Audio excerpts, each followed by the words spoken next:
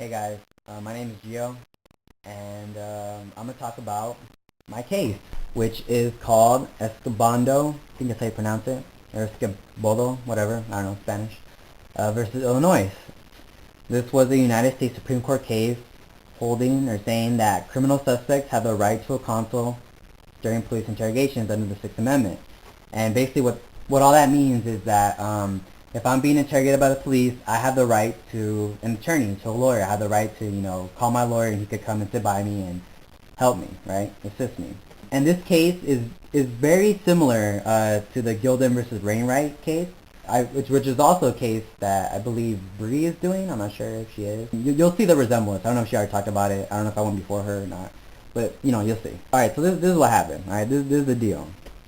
So there was this dude, right? His name was Danny Escobedo. I'm not even going to pronounce the name. I don't like his name. Danny, alright?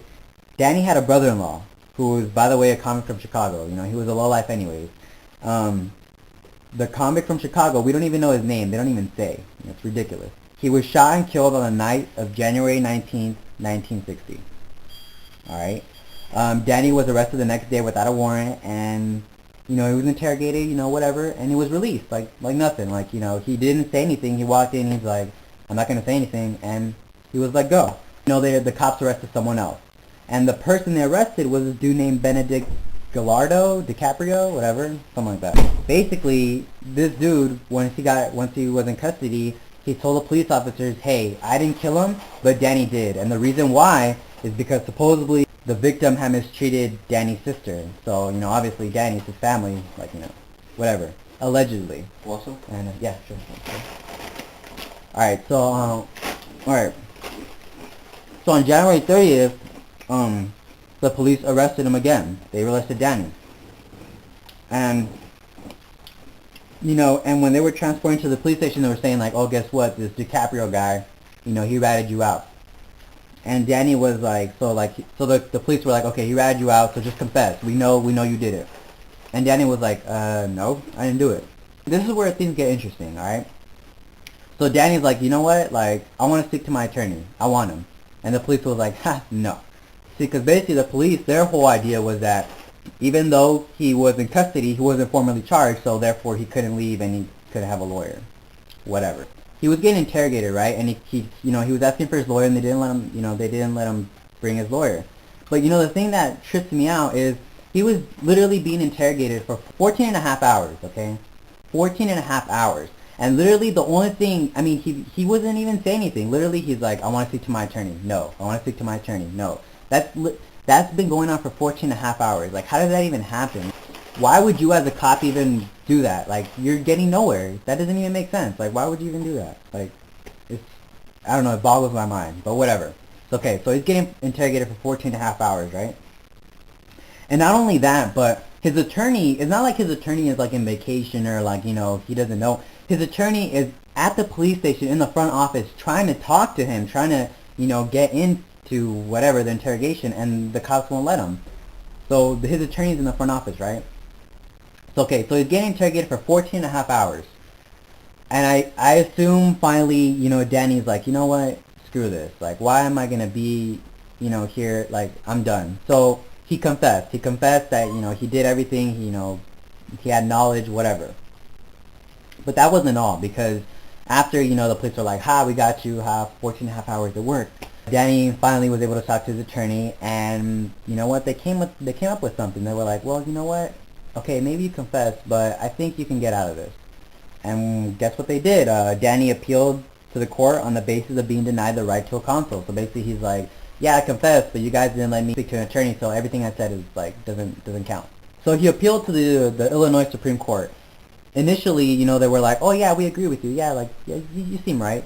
But then I guess a lot of people petitioned, the Illinois petitioned, and they petitioned for a rehearing, and they reversed it.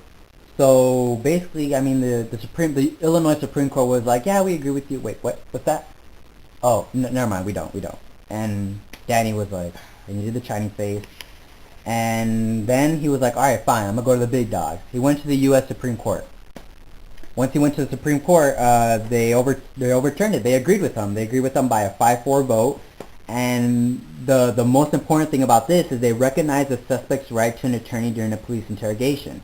And this was the whole major thing about this whole case, because now, anytime a police interrogates someone, they have the right to an attorney. They have the right to, you know, call someone up to help them.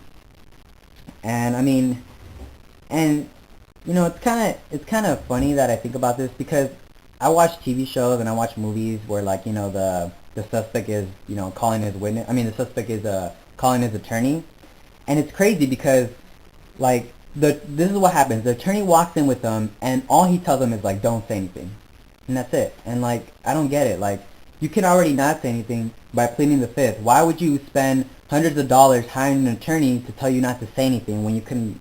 I mean, like, gee, thanks. Like, thanks for the help. Like, I don't know. That's just my opinion.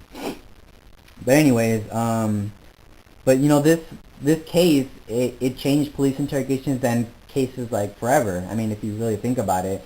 I mean, now, anytime someone gets interrogated, you know, if they call their attorney, I mean, the cops, like, you know, they can't play good cop, bad cop no more, basically. I mean, you know, you always see those movies where they get interrogated, like, oh, like, who did it, and they slap them. Like, they can't do that no more. I mean, under the law. I mean, they could do it illegally, I guess, but if they do that illegally, well, actually, that's another case. But anyways, but the point is, cops can't play good cop, bad cop, or they can't harm the suspect, because if the lawyer's there, then they're screwed, right? So, I mean, it changes the way police have to handle their interrogations, you know, forever. And this happened in the 1960s, and, I mean, who knows the kind of impact it had.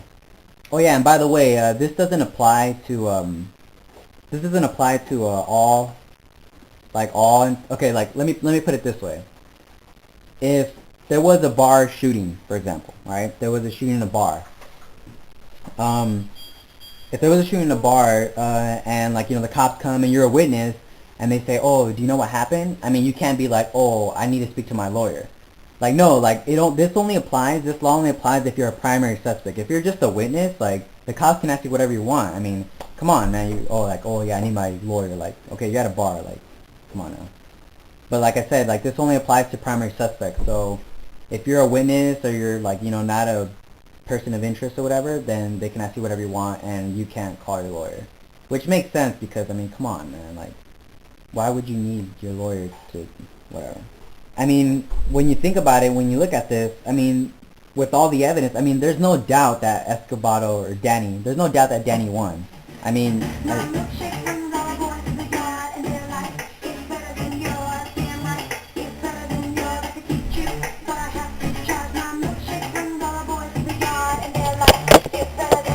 Stop it.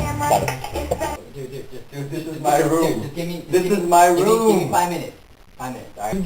This is my room. No. Just 5 minutes, I promise. It'll be quick. Look, 5 minutes, okay? Thank you.